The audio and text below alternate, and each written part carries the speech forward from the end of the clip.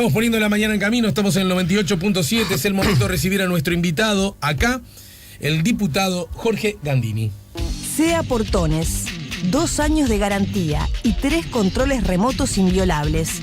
Service los 365 días del año. SEA Portones, 2-601-2611. seaportones.com. Tengo en mis manos una tarjeta que dice vuelve por la patria, vuelve con nuevas ideas, vuelve con toda la fuerza, vuelve con nuestra historia, vuelve por el futuro, vuelve por la patria. Parezco me llevo esta grabación. El locutor oficial, justamente. Lanzamiento Movimiento Nacional por la Patria, miércoles 8 de noviembre de 2017, 19 horas, Grand Ballroom del Radisson Victoria Plaza, Plaza Independencia, Montevideo. Por la patria. Y allí está el logo por la patria y también se ve la imagen emblemática de Wilson, segundos antes de ser apresado por los dictadores cuando regresó al puerto de Montevideo, el emblemático 16 de junio del año 84, cuando se da vuelta, ¿verdad? Y levanta los brazos en V, saludando a la gente que aún estaba en el barco y con la firma de Wilson. Y vas a ser vos por la patria. Por la patria es un... Porque, por ejemplo, yo pienso en vos y pienso en la 250. Claro, está bien, seguí pensando así, está bien. Y entonces por la patria como... A ver, primero que nada, Alejandro, buenos días. Un gusto de estar una vez más contigo y con la audiencia de este programa. Por la patria es un movimiento nacional, es Movimiento Nacional por la Patria, y va a tener una expresión electoral en las próximas elecciones internas, nacionales, departamentales, en todo el país. Y va a tener, por supuesto, una lista del Senado. En ese camino, la 250 es su lista departamental de Montevideo. Puede haber otras incluso que apoyen a ese movimiento en Montevideo. Pero habrá otros grupos políticos en cada uno de los departamentos que apoyen al Movimiento Nacional por la Patria. Por la Patria es una formulación muy fuerte dentro del Partido Nacional, es la divisa de Aparicio, es la que luce en su sombrero, Sarabia en el 4. Fue también el movimiento que en el año 70 por allí fundó Wilson Ferreira Aldunate, y que hizo camino muy fuerte en la historia del Partido Nacional y que dice mucha cosa, y que quedó sin usar, no se reivindicó, y yo busqué, reorganicé, rearmé formalmente el Partido Nacional en su directorio tal cual se hace, me autorizó el nombre Movimiento Nacional por la Patria, y la Corte Electoral tiene registrado en 18 de los 19 departamentos el nombre como sublema Movimiento Nacional por la Patria, no así en Rocha, donde por la patria como sublema lo usa otra agrupación que también es de nuestro sector, pero lo tiene registrado a nivel departamental. Así que nosotros tenemos formalmente Movimiento Nacional por la Patria en el partido, y en la Corte Electoral la autorización del sublema por la patria. ¿Y quién lo tenía antes? Y bueno, lo tuvo por la patria cuando no hay, Sumarán. Evidencia o ignorancia, ¿no? En estos asuntos, como digamos los títulos en el carnaval, ¿viste? La murga tal... la jerga es, soy el dueño de tal título, ¿no? Y yo si quiero cada mañana 5 años hay que renovarlo, ¿verdad? Y es el Partido Nacional, cada partido, el que comunica a la Corte Electoral ese nombre. Y la Corte Electoral lo pone en conocimiento de los demás, y los demás pueden aceptarlo o recurrirlo. Por ejemplo, si nosotros pusiéramos, por decirte algo, Movimiento Blanco Sereñista, el Frente Amplio podría recurrirlo.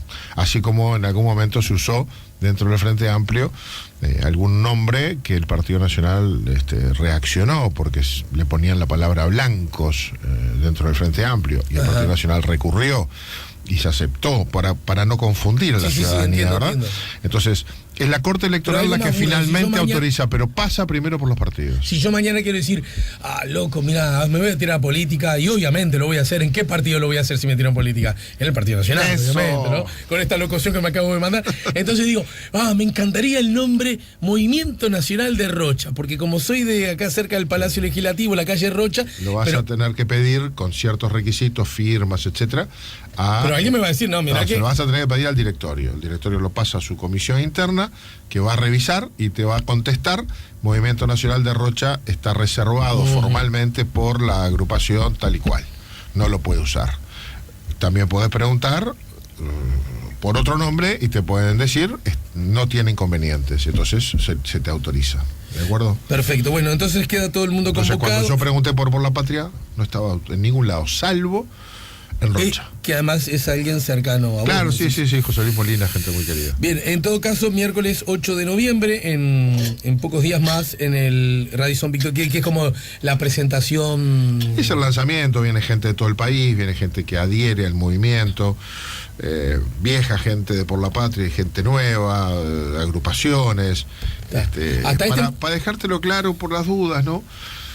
Nosotros estamos construyendo un movimiento con una identidad, con la esencia wilsonista. No reivindicamos nuestro compromiso con usted para el día de hoy. Reivindicamos la esencia de lo que fue el pensamiento de Wilson, que hay que obviamente traerlo a estos tiempos.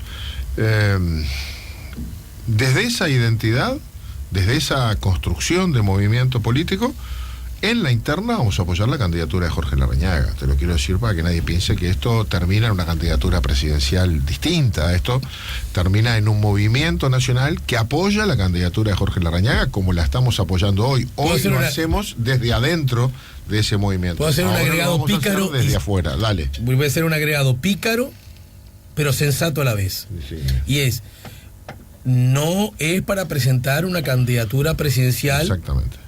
Para la próxima elección. Bueno, quién sabe el futuro de cada uno. Yo ya voy a cumplir 60, así que estoy. Bueno, está bien, pero veremos. ¿sabés lo que pasa, Jorge? Que nosotros hace rato que aprendimos, y está muy bien que así sea, a diferencia de lo que suele decirse, que uno tiene que esperar de los políticos gestos políticos con objetivos políticos. Sí. Y si yo digo que vos abrazás esta idea, este proyecto de carácter nacional, vos que sos un hombre muy importante de la política del Uruguay en general, particularmente de tu partido, pero también marcadamente montevideana, ¿no? Hasta las tres cosas que dije son ciertas, ¿no? Sí.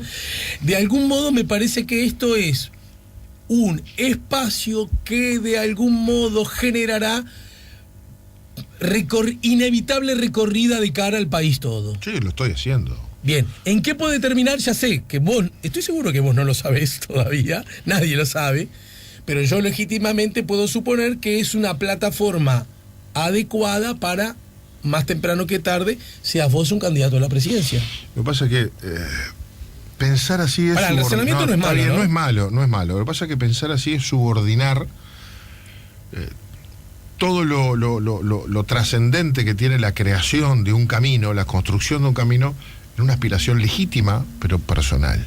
Pues fíjate que nosotros tenemos por delante una elección clave, tenemos una elección nacional que es punto de inflexión. Si gana el Frente de vuelta, después de todo lo que está pasando en este país, va a ser difícil seguir trabajando para quebrar al Frente en la siguiente.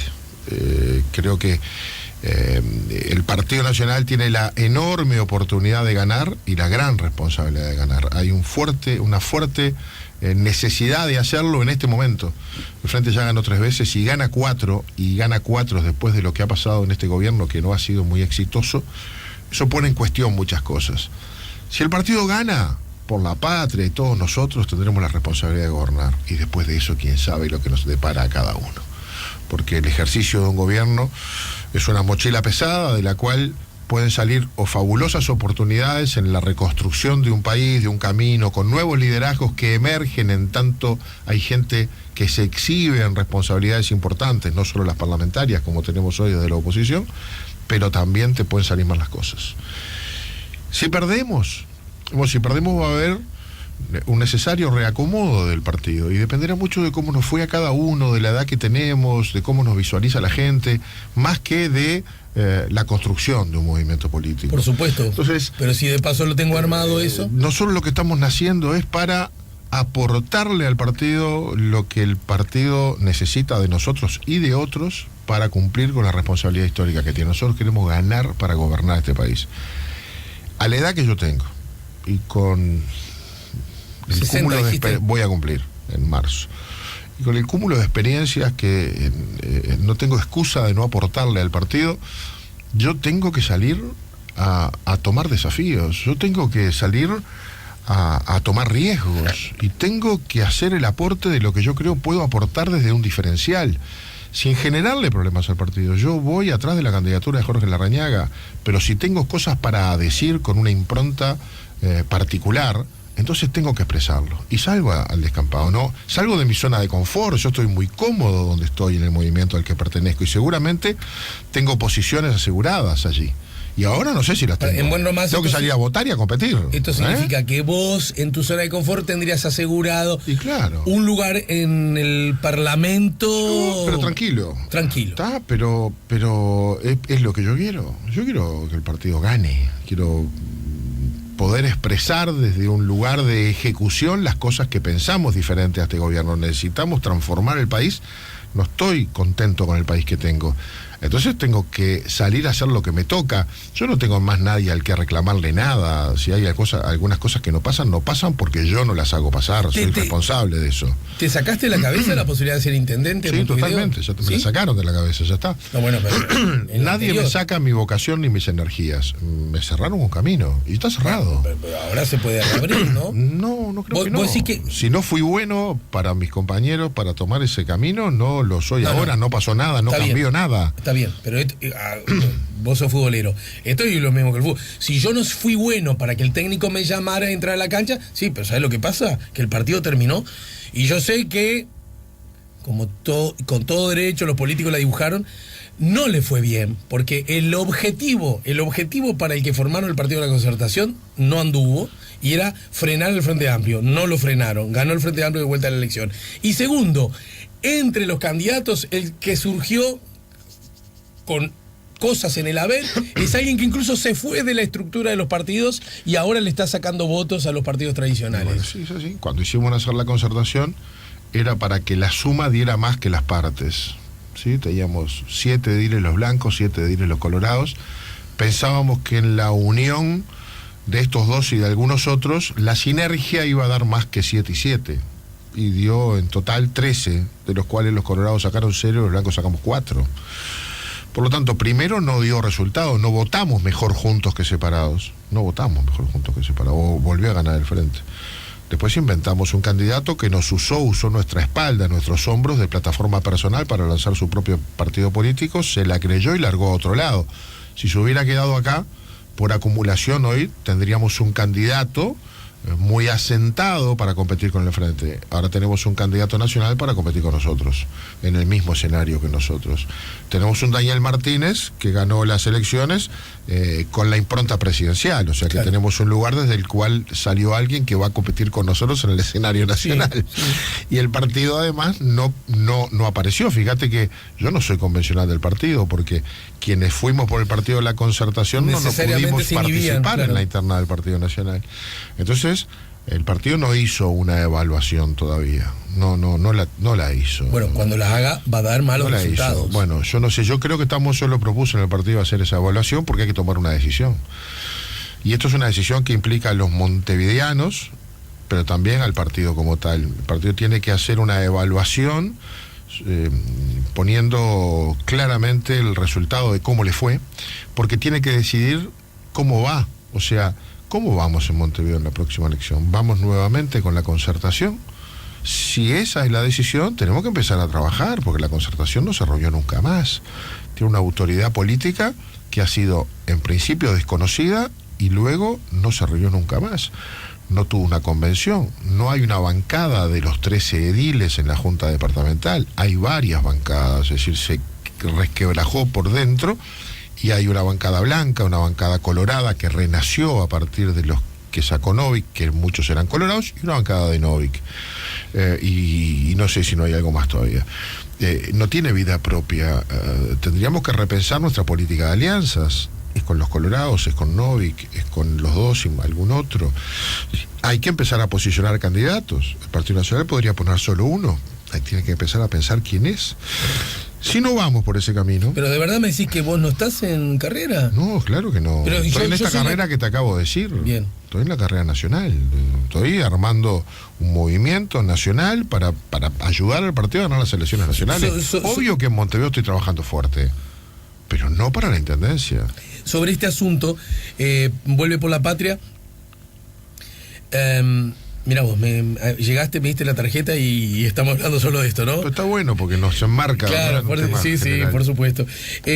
Sobre este asunto, entonces, ¿dónde se coloca el reclamo, el discurso, el relato que ha hecho, por ejemplo, Juan Raúl, que es como un amigo nuestro, ¿no es cierto? No sé, ¿sigue siendo amigo tuyo o no tanto? No he tenido ningún problema con Juan Raúl. Bien. A propósito de que no hay espacio wilsonista en el Partido Nacional, que ya no queda, que no... Y bueno, podría salir de la cancha a construirlo. Uno puede reclamar, para el wilsonismo es una cosa capaz que diferente para muchas personas. Sí. Para unos es apenas un grito exitoso en un discurso que enseguida convoca el aplauso, porque Wilson tiene una fuerza bárbara, es un gran sponsor del Partido Nacional, es un tipo que moviliza emociones y que no es discutido. Para otros son ideas, para otros es un punto de inflexión del partido en su propia historia, es alguien que se pudo rebelar contra su propio partido, que no lo reconoció en su origen y lo conquistó y se transformó en su líder, indiscutido, durante mucho tiempo. Y cada uno lo puede ver de su manera. Yo creo que hace falta mucho wilsonismo en el partido. Y salgo a la cancha a tratar de desafiar esos tiempos, porque mirá que de 40 años para abajo nadie ni lo conoció.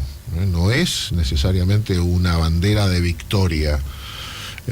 Mucha gente no sabe, no lo conoció a Wilson, no fue contemporáneo, lejano, es como para mí Herrera.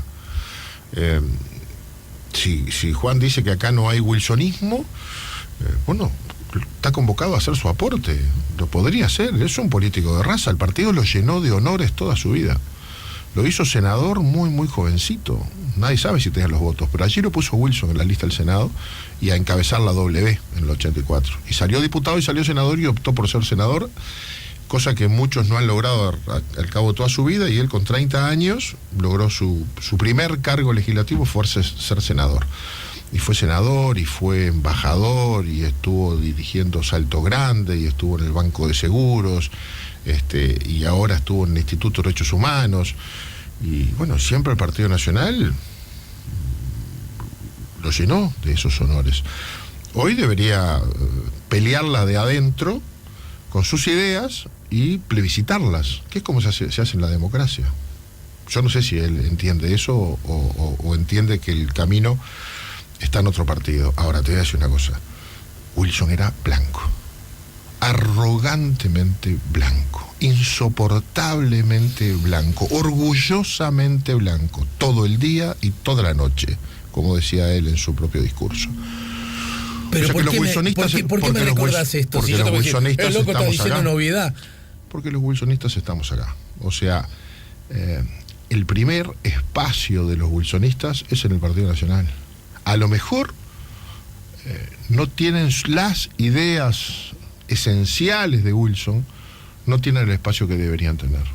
Eso es culpa de quién. Y yo creo que de nosotros, los wilsonistas, que no pudimos mantener en alto esa bandera.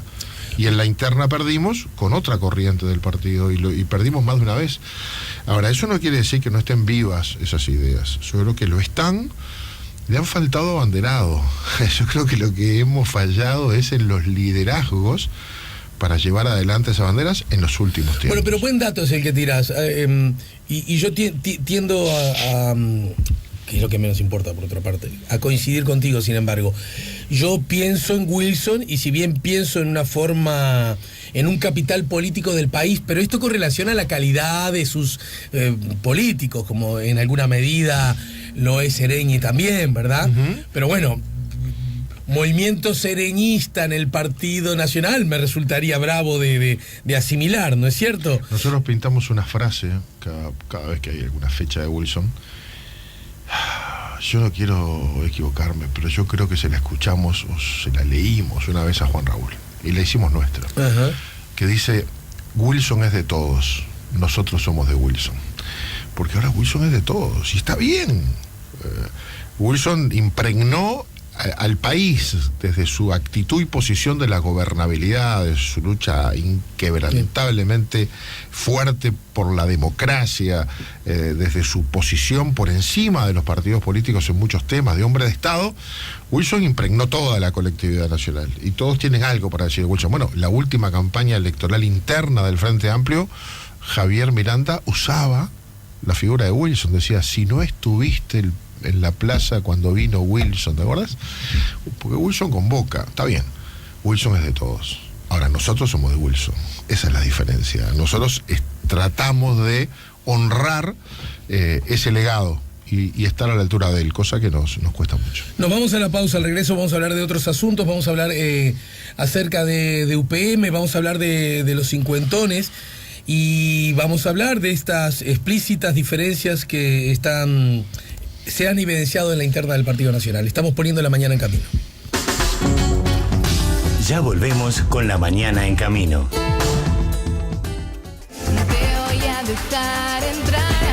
Estamos poniendo la mañana en camino, estamos conversando con Jorge Gandini.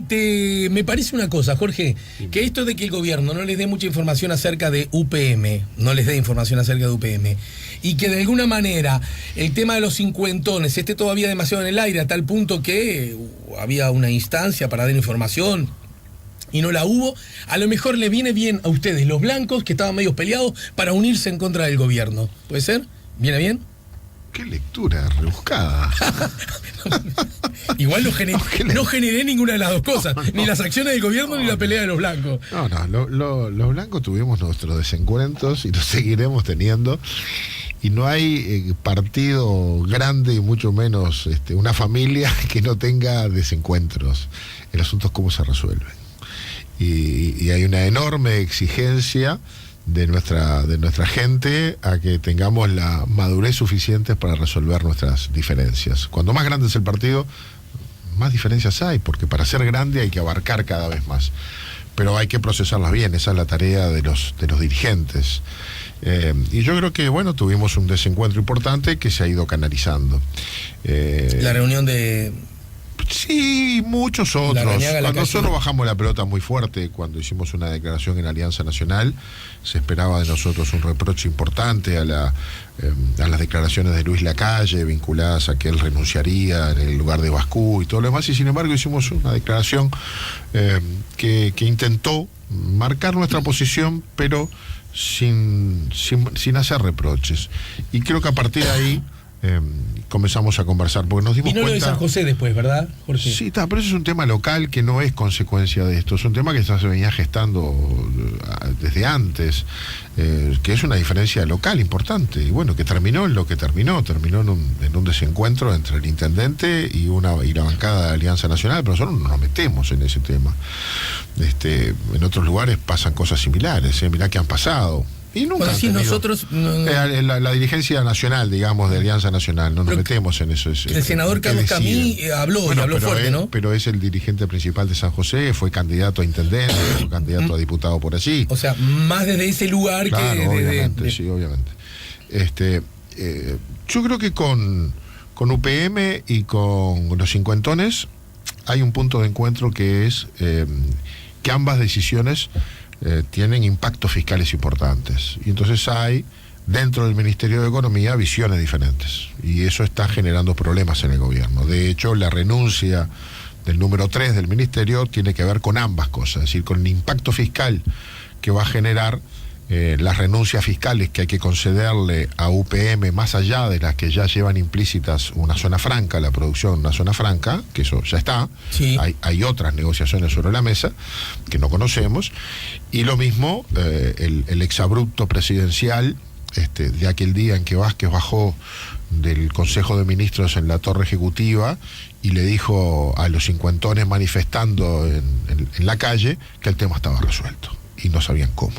Y ahora la solución que nos mandan no tiene números. Insólitamente, es increíble que el Ministerio de Economía ayer nos hubiera dicho que requiere 2 semanas más para poder costear el proyecto de ley. Es decir, no saben cuánto va a costar. Y la comisión que trata el tema Están en el medio de una danza de miles de millones de dólares, en los cuales unos han dicho que cuesta 2.000 millones, otros han hablado de 3.000, otros de 4.000 y otros de algo más de 4.000 millones de dólares. Entonces, le decimos al ministerio, bueno, digan no cuánto va a costar.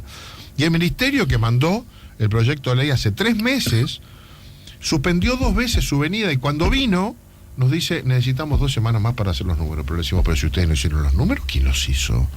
Pues ustedes no son una ONG, ustedes no son una gremial que puede venir que puede decir, queremos que se apruebe este proyecto. El Ministerio de Economía tiene que tener costeada cualquier medida que nos propone. No tiene derecho el señor Ministro de Economía a decirnos que no sabe cuánto cuesta, cuando hace apenas unos meses vino al Parlamento a pedir nuevos impuestos porque la economía se le había escapado de las manos, entre otras cosas porque la ley que flexibilizó el sistema de seguridad social del 2008 generó un costo agregado no calculado de 100 millones de dólares, que aumenta eso cada año. Y decíamos, no, nos sorprendió. ¿Cómo nos sorprendió? Bueno, y ahora nos mandan este proyecto que no se sabe si va a salir 2.000 o 4.000 millones de dólares, y lo mandan igual. Ahí hay otro problema, ¿verdad? ¿Cuál es? Y son internas distintas visiones. Primero, el presidente se comprometió sin saber cuánto salía ni cómo se paga. Segundo, los números que hizo el Banco de Previsión Social y que lleva adelante... Pero los cincuentones, ¿son víctimas o no son víctimas de una injusticia? Los cincuentones son, digamos, si querés llamarle víctimas, bueno, no. yo estoy entre ellos, víctimas de una ley que le genera una situación desigual a otros. En tanto, el tiempo que hemos ahorrado obligatoriamente en una FAP no ha madurado lo suficiente como para poder jubilarnos con el mismo monto que se jubila alguien que está en el BPS, porque no ha madurado el ahorro, porque tenemos 20 años de ahorro. Se nos dice, todos los informes, que el punto de cruce son los 67 años, es decir, si yo trabajara hasta los 67 años aportando, sí, me voy a jubilar igual que otro que a esa edad se jubile por el Banco de Previsión Social. Pero si yo me jubilo a los 60, con causal jubilatoria, la corres de atrás. La corro de atrás. Yo fui al Banco de Previsión Social hace un tiempito, viste, te daban una hora como para muchos meses después, y te revisaban todo tu historial laboral y te hacían un ejercicio de cómo te ibas a jubilar. Yo les dije, bueno, hagan mi ejercicio de que me jubilo a los 62. Me hicieron la cuenta y yo me jubilo con 45.000 pesos entre Banco de Previsión Social y AFAP. Seguramente unos 10 o 12.000 pesos menos que otro que no estuviera en el régimen nuestro. Eso cambia a los 67. ¿Por qué? Porque ya tengo una madurez de mi ahorro en la FAP que me compensa lo que pierdo por BPS. Ahora, somos víctimas de una ley que dejó esa situación. Pero ¿merece o no merece una disposición legal? Hay una disposición, yo creo que muy importante, muy general, a resolver el problema. Las soluciones son distintas y tienen costos diferentes. Tiene un costo diferente el hecho de que tengamos que resolver inmediatamente, sin saber cómo va a ser nuestro futuro, a que tengamos que resolver en el momento en que nos vamos a jubilar.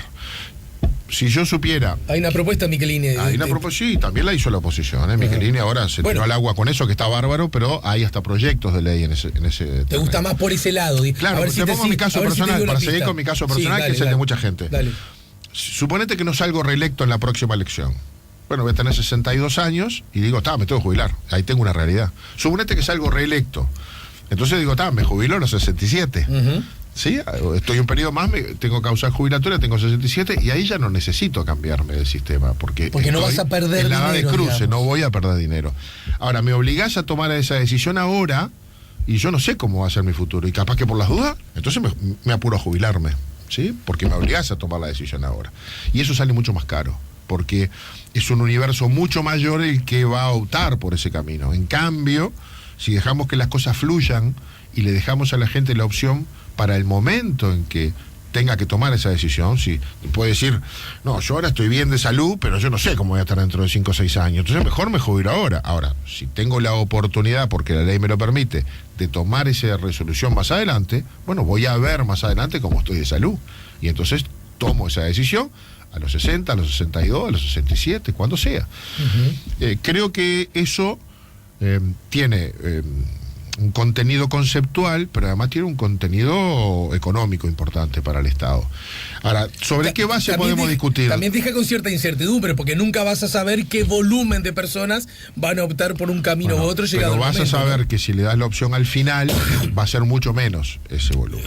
Es razonable suponer Ahora, que sea menos. Sí. quienes se dedican a estas cosas, hacen cálculos actuariales con hipótesis probables y nos ofrecen números. Ahora, lo que no es posible es que venga el Banco de Previsión Social y haga esos cálculos con una tasa de interés y determinadas variables y nos diga que sale 2.000 millones de dólares, 48 millones de dólares por año, y en 20 años, y venga técnicos como Dabrié y otros que dicen lo mismo, que va a costar en torno a los 4.000 millones de dólares. Y venga el Ministerio de Economía y nos diga, no, es que nosotros no lo sabemos todavía. Pues, ¿cómo que no saben? Saben. Obvio que saben. Lo que pasa que sus números, y esto es una opinión personal, deben ser muy diferentes. Son más altos. Sí, muy diferentes a los que da el BPS. Para que lo entienda todo el mundo, esto le costaría al conjunto del país más dinero. Claro. Y por lo tanto podría constituir, desde la perspectiva política, una mala noticia, digamos. Bueno, a ver, si hay que poner 100 millones de dólares por año, hay que poner más impuestos. De algún lado hay que sacarlos. Porque si todo el tema de la reforma de la caja militar, ¿no?, es para sacar 40 millones de dólares por año, fíjate que para poner 100 millones más en el mismo sistema de seguridad social, de algún lado hay que sacarlos. Y entonces, cualquier medida que tenga ese costo tiene que venir acompañada con un financiamiento. ¿Y qué hubo por parte, según vos, del gobierno? ¿Cierta improvisación? No, yo creo que hubo un atropello. Porque vos me dijiste lo de Vázquez, y yo pienso, alguien puede decir, pero acá tenemos, déjame de ser un vocero del Frente Amplio. Pero diputado, le reprochás al presidente algo que ojalá todos los presidentes de las naciones tengan, y es, ante una injusticia consumada de notoria sensibilidad política, baja y dice, quédense tranquilos que yo como gobernante lo voy a solucionar. Si eso fuera así, tendría que bajar y decir a los judiciales le vamos a pagar lo que le debemos, y no hace eso. Eso es una justicia consumada, judicialmente comprobada. Tiene juicios ganados, ¿y por qué no le pagan a los judiciales? ¿Por qué no sale Vázquez y dice, le vamos a pagar? No, dice, le hacemos una ley para que no puedan cobrar. ¿Por qué? Porque no tenemos plata. La ley lo que dice es que el Estado va a pagar cuando tenga plata. No, no es eso. Vázquez se quiso congraciar con algún grupo humano importante, dentro del cual no tiene demasiados simpatizantes, y atropelló con esa opinión. Y después se dio vuelta y le dijo a los ministros, arréglenlo. Y ahí andan los ministros y tienen distintas visiones. Obviamente que la delegación de trabajadores en el BPS no tiene la misma opinión que el equipo económico. Unos la reclaman, los otros la tienen que pagar, estamos en lugares diferentes. Puede ser una justicia que un empleado de esta radio gane más, pero el que paga los sueldos dice, sí, pero yo tengo que conseguir la plata, está bárbaro. Lo justo también es justo que yo tenga cómo pagarle. Bueno, hay distintas visiones. Pero estamos viendo... Necesito que me quede más... ese choque interno, que lo primero que ha generado es la renuncia de una figura muy importante del equipo económico, que lo que nos dice entre líneas es, yo no quiero ser responsable de esas decisiones. Ahora bien, entonces, porque necesito, por ejemplo, si alguien me pregunta cómo te fue con Jorge, necesito más... me queda claro cuál es el reproche, por de algún modo decirlo, político, la observación, la crítica política que le haces a la gestión con relación al tratamiento que ha tenido el gobierno con relación a este tema, y en particular el presidente de la República. Me queda claro. Ahora necesito que me quede claro lo otro. ¿Vos crees que el caso de los así llamados cincuentones merece una respuesta de carácter legal? Merece una respuesta legal, merece una solución. Sí, bueno, esa solución tiene que ser sustentable. Para que sea sustentable tenemos que hablar de cómo la resolvemos y cómo la financiamos, no solamente dejarle el clavo al que viene atrás. Es decir, hay que ver también cómo se va a pagar y hacernos cargo de eso. Para eso necesitamos que el gobierno nos dé toda la información. Fíjate que hasta ahora la comisión viene hablando con técnicos y viene hablando con el Banco de Previsión Social. Hoy va a venir, ayer vino el Ministerio de Economía, nos pidió 2 semanas, y hoy va a venir el Banco Central. Entonces nos estamos reuniendo en la comisión, mira que 2 y 3 veces por semana. O sea, nosotros asumimos que esto tiene que salir antes del fin de año. Si no sale antes del fin de año, no es por el que el Parlamento no esté tomando los recaudos, es porque el Poder Ejecutivo no nos está dando los datos para poder trabajar y concluir. Requiere una respuesta, requiere una solución, tenemos que saber cuánto cuesta y tenemos que hacerlo del modo más posible, más realista. nosotros tenemos alguna visión alternativa como esta que te decía, que ahora Michelini salió ayer apoyándola, me parece bárbaro. Ese es un buen camino que va encontrando adeptos. No es el proyecto que mandó el Poder Ejecutivo, no es el que sostiene el Banco de Previsión Social, no es el que sostiene el Ministro de Trabajo, pero parece que en el Parlamento tiene más respaldo, así que creo que lo podemos ir y que a grosso resolviendo. modo, porque son temas un poco técnicos, Sí, que a veces, total. pero podríamos decir que a grosso modo la gran diferencia consiste en que en lugar de tomar la decisión ahora, pueda el involucrado, potencial víctima de la situación, Eso sí. tomar la decisión de si pasarse a un sistema o seguir en el otro cuando llegue el momento de retirarse. Exacto. Yo tengo que estar tranquilo que adquiero un derecho para jubilarme de la mejor manera posible y no voy a ser perjudicado. ¿Cuándo voy a ejercer ese derecho? El día que me vaya a jubilar. Ese día, no ahora, voy al Banco de Previsión Social, voy a mi AFAP, le digo, estoy en esta situación, hágame el cálculo. Y me dicen, se jubila con 20. Y con este sistema, con 24. Me jubilo por este sistema. Chau. A mí me parece que para darle una lectura política al asunto, creo que la acción del presidente también tiene otra lógica política, y es algo así como, ¡jaja! Este no es un tema que creamos nosotros, esto lo crearon ellos, los blancos y los colorados, y ahora nosotros lo vamos a solucionar con justicia, ¿no? Desde ese lugar un poco. El Frente también hace mucho tiempo que gobierna. Lo tenía que resolver. Bueno, pero esta ley ya, bien, pero lo tenía que resolver el día que los cincuentones llegaran a edad jubilatoria. Ese día teníamos el problema y lo tenemos. Ahí a la vista de cómo han evolucionado los ahorros en la SAFAP, vemos que hay una diferencia. Tampoco lo teníamos tan claro antes, ahora sí lo tenemos claro, ahora es evidente.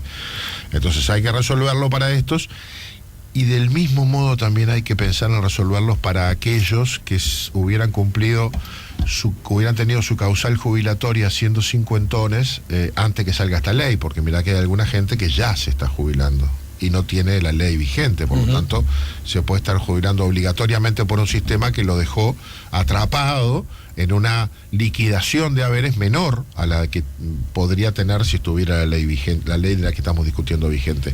También tenemos que pensar en una cierta transición para esas personas, ¿verdad? Porque bueno, nos tocó a nuestra generación resolverlos. Ahora hay un tema mucho más de fondo, que es cómo vamos a hacer la seguridad social para el futuro, ¿viste? Pero ese es un programa entero, muy preocupante, porque cuando mirás cómo es la evolución demográfica del país, sí, convengamos que es un problema de carácter planetario, ¿verdad? Sí, pero uruguayo en particular, porque tenemos, la población no crece. Pocos nacimientos. La población no crece, tenemos cero o prácticamente muy baja inmigración y mucha emigración, y poca natalidad y mucha expectativa de vida que ha ido creciendo. Entonces vos mirás, la emigración ha bajado, ¿verdad, Jorge? Ha bajado la emigración. Conocemos menos amigotes que se nos van, ¿verdad? La tenemos mucho en determinados niveles, ¿no? Yo ahora con estos episodios de Barcelona, me enteré de tanta gente que vivía en Barcelona que no podía creer, tanta gente que se ha ido para allá. O sea, siguen habiendo sectores muy capacitados que, como el mundo ha bajado sus fronteras, las distancias son todas más cortas, sí, y el mundo se ha intervinculado mucho más por las comunicaciones nuevas,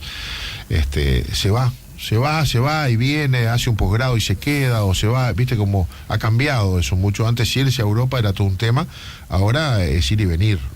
Te pido una brevísima pausa, sé que tenés otros compromisos, pero bien breve, porque quiero abordar el otro asunto, y tiene que ver, resulta que si yo tengo una bordeadora de pasto para vender, ¿no? Porque un día me quise hacer un set de herramientas, fui por Macro, ¿no? Y vi un set de esos lindos, ¿no? Lo compré, porque yo dije, voy a ser el varón que la historia me... Y no lo usé nunca, no sé cómo usarlo. Eso sí, los equipos para hacer gimnasia son la cosa que se compran y nunca los tengo la cajita preciosa, flamante de fábrica, podría decir. Entonces puse un aviso, ¿verdad? Entonces parece que hay dos interesados.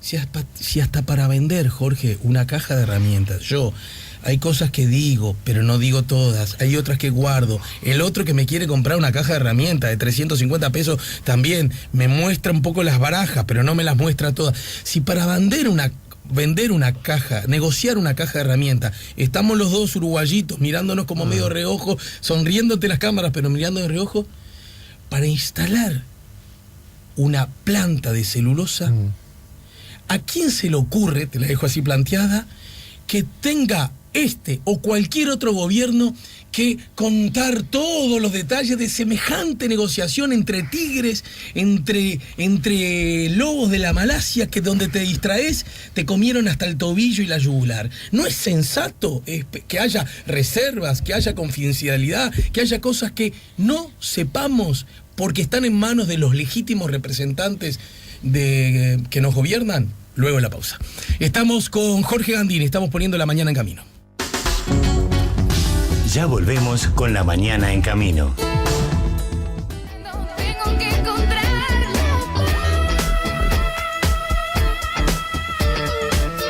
Estamos poniendo la mañana en camino, último tramo de la charla con Jorge Gandini. Bueno, ¿cómo vas a pretender, Jorge, que te cuenten la negociación de UPM, la inversión más grande de la historia de la nación, que te cuenten los detalles? Esto es un poco exagerado. Estábamos con tu set de herramientas que querías vender y no querías explicarle a nadie. No me digas que me yo la te digo, no, pero te digo, yo te cambio la historia.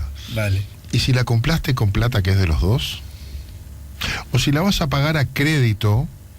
Y yo también tengo que seguirla pagando tu set de herramientas. Yo no tengo derecho a saber qué es lo que estás comprando y para qué lo estás comprando porque yo voy a tener que pagarla. O sea, hay cosas que son políticas de Estado. Nadie le pide a Vázquez que venga al Parlamento y haga una exposición abierta. Lo que debió haber hecho desde un principio Vázquez es lo que se hizo en este país con esos grandes temas. Como se hizo con el Mercosur, por ejemplo. Debe haber convocado a los líderes de los partidos y decirles, esta es la propuesta, y para que vengan tenemos que hacer estos renunciamientos o otorgar estas concesiones, y le pedimos a todos, porque todos vamos a tener que estar haciéndonos cargo de estos en los próximos 30 años, la opinión, o les quiero comunicar cómo viene la cosa. Hagámonos cargo todos juntos de que se quede una inversión de 4.000 millones de dólares más lo que puede generar después, o que no se quede. Ahora, lo que no se puede es pedirle a Tabaré Vázquez que comprometa al país en algo que ni siquiera va a terminar firmando él, porque si te fijas en los plazos que la propia UPM está hablando de algunos años. En el último informe que hace del mes de octubre o septiembre, octubre, en su página, habla de que cuando se pase a la fase 2 se tomará una decisión dentro de 1 o 2 años, una vez que Uruguay tenga la infraestructura necesaria, y allí se decidirá si se invierte o no. O sea que Vázquez va a terminar opinando esto cuando se va. ¿Y quién viene después de Vázquez? Él no, seguro. El Frente Amplio, no sé, capaz que venimos nosotros. Por lo tanto, tenemos derecho, porque nosotros junto a los demás partidos representamos la otra mitad del país. Tenemos derecho de saber cuáles son los compromisos que estamos asumiendo. Te reitero lo que yo te decía hoy. No se puede estar negociando sobre concesiones tributarias, porque esto se hace en el marco de la ley de zonas francas, y va a haber una zona franca. Y se hace en el marco de lo que ya se acordó con UPM 1. La negociación es por algo más que eso. ¿Y qué es lo más? Es lo que todo el mundo se pregunta. ¿Dónde está el problema? Porque por ley van a tener una zona franca, y en zona franca no pagan IVA, no pagan renta, no pagan IMESI, etcétera, etcétera. Van a poder generar energía eléctrica, esa energía eléctrica la usan a su costo, y todo el excedente que generen con la biomasa producto de los desechos de la forestación se la van a vender a UTE, y UTE obligatoriamente la va a comprar. ¿Sabes cuánto paga UTE por año a UPM 1 en Fraeventos? 24 millones de dólares le compra energía eléctrica. Y a este le va a comprar 40 más o menos, porque es mucho más grande. ¿La necesita UTE? Es una pregunta que nadie se hace. Si la necesita la usa, y si no la necesita la disipa. Pero es parte del negocio de UPM. Y de eso nadie discute. Esas son las condiciones de base. Ahora, ¿qué se está negociando además de eso? Y entonces aparecen un montón de incógnitas. ¿Aspiramos a que vengan al Parlamento y lo publiquen? No, pero si le queremos aplicar la Constitución de la República, el Parlamento, salvo situaciones muy excepcionales que están taxativamente detalladas, el Parlamento debe conocer, no se le puede ocultar información. Se puede hacer sesión secreta, sin versión taquigráfica, o se podría haber hecho lo que te estoy diciendo.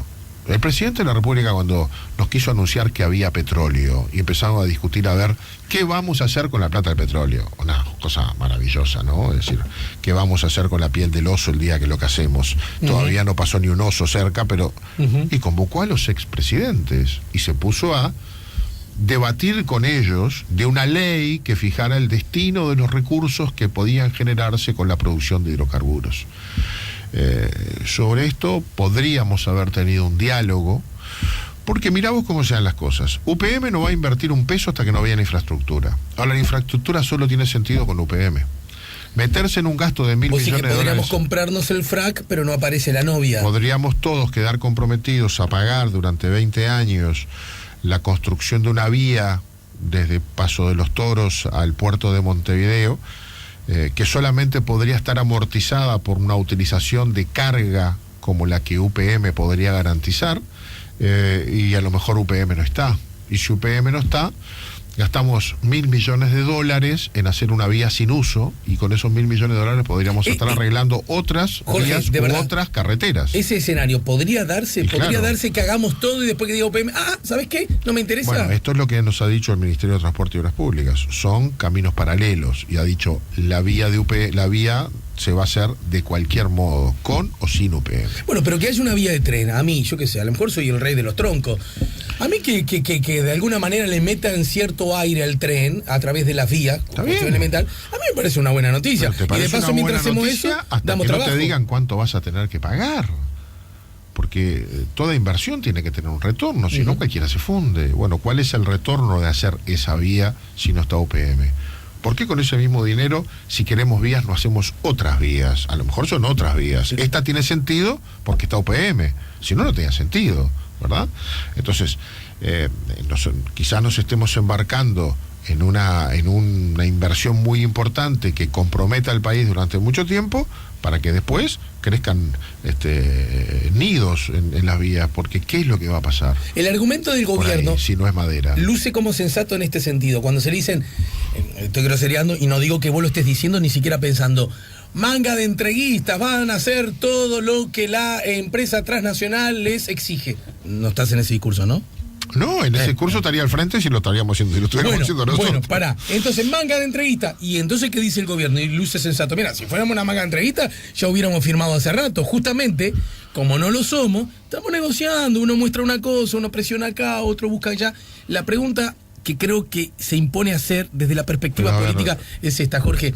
Vos, ni siquiera hablo de tu partido ni de tu sector. ¿A vos te parece buena o mala idea que se instale? A mí y a mi partido nos parece buena que se instale una planta de celulosa. No tenemos discusión al respecto. Nosotros siempre tuvimos... El que estuvo en contra fue Tabaré Vázquez, que llegó a cruzar y a llegar a la mitad del puente Fray Ventos Portunzué, a hacer manifestaciones 3 meses antes o 2 meses antes de ganar las elecciones.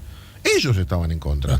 Ellos decían que la forestación ellos sí decían que la forestación iba a secar el país, que los eucaliptos iban a absorber toda el agua, y estaban radicalmente en contra.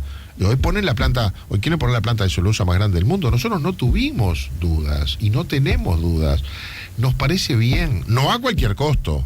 O sea, queremos saber ¿cuál es el impacto ambiental? ¿Por qué el gobierno lo haría a cualquier costo, Jorge? Y porque son capaces. ¿Pero por qué son porque capaces? Yo qué sé, ¿por qué Vázquez es capaz? Porque necesita un buque insignia, porque se le han caído todas. A ver, Puerto de Aguas Profundas, la regasificadora, en el 2007-2008 apareció gas en el Uruguay. En el 2015 íbamos a estar produciendo gas por decenas de años. Buscá en la prensa de esa época. Decenas de años teníamos reservorio de gas. Nada. En el 2015 terminábamos eso, nada. El tren de los pueblos libres pasó una vez. Aratirí no camina. Pues hay 7 fantasías fenomenales del Frente Amplio que nunca se concretaron. Ahora apareció petróleo, como otras veces apareció, pero después nos dicen todos los técnicos, pero miren que esto no es nada. Que ha sido más cauta esta vez la acción del gobierno, ¿no? Pero ¿cómo va a ser más cauta? Si Vázquez dijo, vayan a ver la página web dentro de una hora de presidencia y van a ver una gran noticia. El día que tenía que firmar con UPM, porque dijo esta semana se firma de cualquier manera, y para demostrar una cosa, tú inventó la otra. No, nosotros decimos, son capaces de hacer cualquier cosa, son. Entonces, ¿qué es lo que queremos nosotros? Bueno, queremos ver el impacto, no, pero yo quiero ver el impacto ambiental. A ver, si Si UPM1 nos trajo todos los dolores de cabeza que nos trajo, porque vuelca al río obviamente efluentes que tienen cierto grado de contaminación, pero se ha demostrado que en el río Uruguay no impactan en la contaminación, queremos saber cómo una planta más grande, bastante más grande, va a volcar en un río como el Río Negro, que tiene 10 veces menos caudal de velocidad en su curso, y que además tiene 2 embalses, y esos embalses a veces están semanas sin mover el agua. ¿Cuál es el resultado de un estudio de impacto ambiental para saber que no vamos a perjudicar el agua del Río Negro, que no es el río Uruguay? Corre 10 veces menos y va a entrar más agua de la planta, y además a veces no corre ese río, tiene embalse. Bueno, que nos expliquen, porque si tuviéramos al revés en el gobierno, el Frente Amplio nos hubiera exigido. Pero es que justo, mira, buenísimo. Pero a mí me resulta esto que estás diciendo vos muy parecido a lo que muy probablemente el Frente Amplio hubiera dicho si fuera pero ¿sabes qué pasa? Decir, que tienen la regasificadora encima, y la regasificadora fue así, hicieron todo, y después le dieron una semana a la Dinama, una semana para que dijera no hay problema. Una semana le dieron. Una semana a la Dinama para que dijera no hay problema, porque tenía que decir no hay problema. Y acá es igual. Después que arman todo este aparato, ¿vos crees que la Dinama tiene margen para decir la planta no porque contamina? No tiene margen. Cada cosa hay que hacerla a su tiempo. Entonces, lo único que queremos es que nos expliquen un poco, que nos digan algún elemento. Entonces, como dijo bueno, la calle, a ver, no les queda otra herramienta. Contame, Alejandro, ¿quién puso la fecha del jueves 26 a las 11 de la mañana? El gobierno la puso, no la pusimos nosotros. Nosotros pedimos que vinieran. Se postergó, y pusieron el jueves 26 a las 11 de la mañana. Y ahora lo suspendieron. No somos nosotros. Sabíamos que iban a venir a decir solo aquello que pueden decir. Con eso avanzábamos, hasta algún lado avanzábamos. El ministro podía decir, ni siquiera eso. Esa pregunta, señor Alejandro Camino, no se la podemos resolver porque está dentro del marco de la confidencialidad, porque esto y lo otro. Los parámetros con los que se mueve el gobierno en este tema son estos. Ojo el golpe en la mesa. No le puedo decir más. Y está bien. O podría decir, pedimos que se levante la versión taquigráfica, esto queremos que no quede. Y así se hace en el Parlamento. Y se apela a la seriedad y el secreto de una sesión. Se le dice a los representantes. Tampoco hay garantías que no salgan después versiones trascendidas, fuentes. Yo te diría que hay garantías en todas las cosas que han pasado y tú no te has enterado. Bueno, como permanentemente, como tiene que ser, ¿no? Por eso te digo, permanentemente sucede eso. Que nos piden, me da mucha alegría que viene el director de antilavado y nos dice cosas. Y nos dice yo pido que esto, y eso se queda en ese ámbito. Entonces, a veces cosas delicadas como el sector financiero, como la lucha contra el terrorismo, como temas, se aguanta la información, porque acá queremos al Uruguay primero que nada. Entonces, nos podrían. Y si queremos el Uruguay, ¿cómo va a haber una manga de gobernantes que ensucien el río? Si ellos no lo quieren, el Uruguay. Yo no digo que ensucien el río. Me salió mal la expresión. Pero lo único que tengo que decir es, la Dinama va a actuar de esta manera, en este momento, y no, lo que se firma no afecta. Que me lo digan y que quede ahí. Dicho, no le estamos pidiendo mucho más. No lo están diciendo. Pero ¿y si no tenemos una sola oportunidad para hablar de este tema? Nos enteramos igual que vos por la prensa, solo por la prensa. Hacemos pedidos de informe, no se contestan, los convocamos y no vienen. No sabemos nada. ¿Alguien sabe por dónde entra el tren? Nadie sabe. Se hizo una presentación del tren hasta la entrada de Montevideo. Jorge. Y después no hay mucha... y en el puerto y no hay muchos elementos. Entonces, a mí me parece que está faltando información. A ver, en general y en particular en Uruguay, cuando algo no se sabe, genera mala onda, genera sospecha, genera resistencia. Suspicacias incluso, Suspicacia, ¿no? pero resistencia. La gente no quiere los cambios que no conoce. O sea que la mejor manera de que los cambios puedan salir es con transparencia. El gobierno puede transparentemente decirnos más información no puedo dar porque está dentro de la confidencialidad. ¿Podríamos decir que el caso Bakú ya dieron vuelta a la página, ustedes los blancos? No, la página se va a dar vuelta el día que la Comisión de Ética se exprese. Hice muy mal la pregunta, me acabo de dar cuenta. Las diferencias que generaron, las rispideces notorias, públicas, ¿no?, que generaron entre Jorge Larrañaga y la calle Pou, ese caso, ese asunto, el de la rispidez, ¿es un caso superado o aún no? Yo espero que sí, hay diálogo, se aclararon las cosas, yo espero que en ese punto concreto sí. Ahora el caso Bakú está sobre la mesa, en tanto tiene un componente judicial y tiene un componente ético a la interna del partido. Esperaremos esos resultados. ¿Del mismo modo hubieran actuado ustedes si antes no hubiera pasado el caso Sendik? ¿Qué pensás? O el caso Sendik, como se dice, elevó la vara. Lo que si así fuera, yo lo vivo con alegría, ¿no? Pues El caso Sendik, que se vive no tanto por todo el episodio, porque el que hoy va a declarar Sendik, que son todos los negociados y pérdidas en ANCAP, sino porque la gente vio con indignación que mintió en reiteración real sobre su título, y porque después la gente vio que mal utilizó con su tarjeta corporativa recursos públicos. Esas dos cosas que van más a la ética, a lo que se debe hacer, que al manejo de su gestión, esas dos cosas generaron en el país tolerancia cero en materia de ética. Chau. La gente subió la vara y dijo, chau, bueno, no van con nada. Bienvenido en todo caso, ¿no? Bárbaro, bienvenido. Y la gente tiene derecho a hacerlo. Pero el tema ético no es el tema judicial. En el tema judicial hay cierto. Objetividad, ¿verdad? Hay figuras delictivas que dicen el que hiciere tal o cual cosa con la intención de tal y cual será castigado con tanto a tanto. Y entonces, si la conducta de una persona encuadra dentro de esa definición, es delito. Y si no encuadra, no lo es. Y hay que demostrarlo. Lo ético tiene un valor mucho más subjetivo, vinculado a las personas, a sus principios, a un tiempo determinado. Y por lo tanto, es mucho más delicado. Y cada uno puede tener su ética.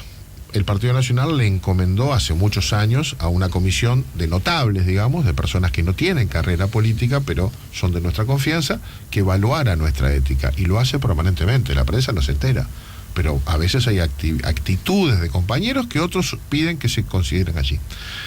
Y lo hace muy bien.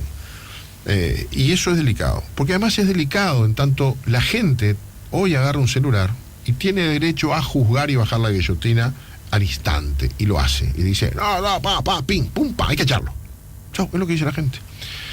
Nosotros no podemos hacer eso, porque requerimos respetar el honor de las personas, su tiempo y un proceso, porque las personas también pueden decir, esto es así en tales circunstancias, valórenmela. La verdad, a veces objetivamente vos decís, matar a una persona es un delito, sí, salvo que sea en defensa propia, ¿no? O sea, no siempre las cosas son como parecen que son. Si nosotros hubiéramos actuado así con Zimmer, hoy estábamos haciendo una procesión para pedirle perdón, porque Zimmer estuvo preso 74 días por el delito de abuso de funciones. Con lo que quizás habría que derogar ese delito, no, es otro tema. ¿Qué hizo el partido? Esperó la dilucidación, porque Zimmer apeló ese fallo y mostró elementos al partido. Y lo fuimos a visitar a la cárcel. Y la gente nos pegó duro por ir a visitarlos a la cárcel. Éramos casi cómplices de un delincuente los que íbamos a la cárcel. Mujica lo visitó también, ¿no? Sí, la mañana fue 2 veces y hasta hizo una nota con la cárcel atrás, a los medios de comunicación local. ¿Qué pasó con el tiempo? Los tribunales lo absolvieron absolutamente y hasta cuestionaron al juez por el exceso con el que aplicó ese delito de abuso de funciones. Es decir que hay que ser cuidadoso, porque hay cosas que no tienen reparación. ¿Cómo reparamos ese tiempo en el que Zimmer sufrió lo que sufrió? Una forma de reparar política, es sacar económica, personalmente. Un injusto delito, artículo penal como es el abuso innominado de funciones, ¿no? No lo vamos a sacar. ¿No? Nosotros no. ¿Pero no te parece que es injusto? No, me parece que el juez tiene que aplicarlo bien, como todas las cosas. El juez tiene que aplicar las cosas no con una visión casi subjetiva, sino objetiva. En el caso del presidente del Brou, ¿lo aplicó bien? Y bueno, vos me das un buen tema ahí. El Frente Amplio. Pues si no queda como cuando lo aplican los blancos, lo aplican más, y si lo aplican al frente, lo aplica bien. El Frente Amplio. ¿Pasó a Caloya al Tribunal de Ética del Frente Amplio? ¿O de conducta política? ¿O a Lorenzo? Lorenzo, procesado o denunciado, no sé en qué etapa estaba, fue candidato a diputado y salió diputado. Luego renunció a su banca. No pasó por el Tribunal de Ética. Es que son dos cosas diferentes. Sendik limpió su ética renunciando antes de que el plenario lo sancionara por su ética, porque lo que llevaba era un informe muy duro, ¿no? Conducta política, pero lo evitó. O sea, Sendik fue con la idea de me voy antes que me echen, porque si me echan no me van a dejar ser candidato, que esa era la sanción sugerida. Entonces, el tema no es blanco y negro, hay grises, hay matices. ¿Vos decís que el Partido Nacional es más riguroso en el cuidado de su ética que el Frente Amplio? No, yo digo que el Partido Nacional tiene un protocolo y que es el que está utilizando. No es el que la gente hubiera querido, es verdad. ¿Qué es lo que quiere la gente? Hay que echarlo. ¿Sí? A él, a Wilson Esquerra, hay que echarlo. El que se aparta un cachito, hay que echarlo. Gandini va sin cinturón manejando en la calle, hay que echarlo. ¿Por qué? Y porque quedó muy arriba la vara de la ética. Entonces te pasás con la roja y te piden una sanción mucho más grande que a cualquier otro. Entendido. ¿Tiene razón la gente? Y tiene razón. ¿Sabes por qué tiene razón? Porque la gente quedó hipersensibilizada con el caso Sendic y con lo que ve en la política en el mundo. La gente está caliente con nosotros y pide mucho. Ahora, nosotros tenemos que tocar al ritmo del Facebook. Nosotros tenemos que reaccionar al ritmo del Facebook. No, la verdad que no. Es la tentación, y es la tentación de muchos compañeros que le viene bárbaro para su perfil interno. Quedar liderando la opinión pública que quiere que corten cabezas. Pero si vos te pones con un poquito más de visión y responsabilidad, tenés que utilizar determinados mecanismos que van a ser en su fallo incuestionables, pero para que así sean, tienen que tener garantías. Para terminar, a Bascú se le pidió una cantidad de documentos, tuvo que armar bruta carpeta y con eso presentarse al Tribunal de Ética, que en estos días está estudiando la denuncia que se hizo a sí mismo Bascú en la Comisión de Ética y los documentos que le pidieron para estudiar el tema. Y cuando diga lo que tenga que decir el Tribunal de Ética, el directorio resolverá. Para terminar, ayer Mariana Pomies, directora de Cifra, dijo que quizás al Partido Nacional le convenga tener una tercera candidatura. Me da la sensación que probablemente, si eso fuera cierto, es buena noticia para el Partido Nacional y es mala noticia para Alianza y Jorge Larrañaga en particular. ¿Vos qué pensás? Mirá, el partido siempre ha tenido terceras candidaturas. No llega con 3. Yo creo que este es el momento. Yo creo que en marzo del año que viene estamos recorriendo el camino claramente hacia las elecciones internas. La de la senadora Alonso, por ejemplo. No, digo, el partido está en marzo en filo. No, que esa tercera podría ser la de senadora. No estoy descubriendo nada, parece ser uno de los nombres que no. A ver, siempre se ha dicho que ella tiene ese objetivo o ese plan. Bien, no lo ha concretado. Siempre hay otras candidaturas. Ahora al final llegan 2. Esto es lo que ha pasado. El tercero negocia con el que va adelante, claro, o con el que lo desafía. Siempre ha pasado. No sé en qué etapa estamos. Y vos a esta altura descartás que Jorge y Luis siguen hasta el final. Sí, eso no tengo duda. Jorge, como dice él, yo largué para llegar. O sea, Jorge va. Y Luis va. 2 más 2, paso raya. 2 hay. Habrá 3, pero ese tercero o cuarto que surja va a ir detrás, o de Luis o de Jorge. Bueno, esa es la historia, qué sé yo. A lo mejor ese tercero se transforma en una clave, qué sé yo. Pues yo sí, no veo. Los empieza a llenar a goles a todos en la encuesta. Sí, puede ser. Yo no lo veo. Cuando largamos la concertación, lo hablábamos hoy, apareció Novik de atrás y nos ganó la posición. Y yo qué sé, podrá darse. O sea, yo no voy a hacer futurología. Yo sé que hay 2 candidaturas muy sólidas y muy instaladas, que son la de Luis y la de Jorge. Jorge se transformó en el desafiante en esta etapa, porque Luis ganó la interna pasada y tiene la mayoría del partido. Paradójicamente, la estadística histórica da que el favorito nunca ganó en las internas nuestras. También es cierto. O el favorito en la pasada era Jorge. Hay ahí una polarización importante instalada en el partido y siempre tiende a agudizarse. Estos son los desafíos que tienen que pensar los terceros candidatos, las terceras líneas, y tienen que pensar también si su salida no termina consolidando una de las 2 candidaturas, no termina resolviendo esa interna por diferencia. Pero no es un tema mío. Nosotros ya hemos resuelto apoyar, no teníamos resuelto, pero apoyar a Jorge desde Por la Patria, y en eso vamos a estar hasta ¿Y eso no va a cambiar? No, para nada. Empezamos como terminamos como empezamos. El lanzamiento de Movimiento Nacional por la Patria el próximo miércoles 8 de noviembre de 2017. Esto que me das sí que es una invitación. Invitación personal para ti, te queremos ver ahí en la primera fila como blanco que sos. 19 horas, que me van a dar el uso de la palabra. Póngame una jirafa chiquita, o póngame un escaloncito como le pusieron a Yelsa el otro día, que fui solidario con él porque es la historia de mi vida, los escaloncitos. Imagínate, ¿no? En el Radisson Victoria, Plaza Independencia, repito, el miércoles 8 de noviembre a las 19 horas, lanzamiento de Movimiento Nacional por la Patria. Gracias, Jorge Gandini, por el tiempo. Gracias a ti, ha sido un gusto. Igualmente. SEA Portones, 2 años de garantía y 3 controles remotos inviolables. Service los 365 días del año. Sea Portones 2-601-2611. seaportones.com.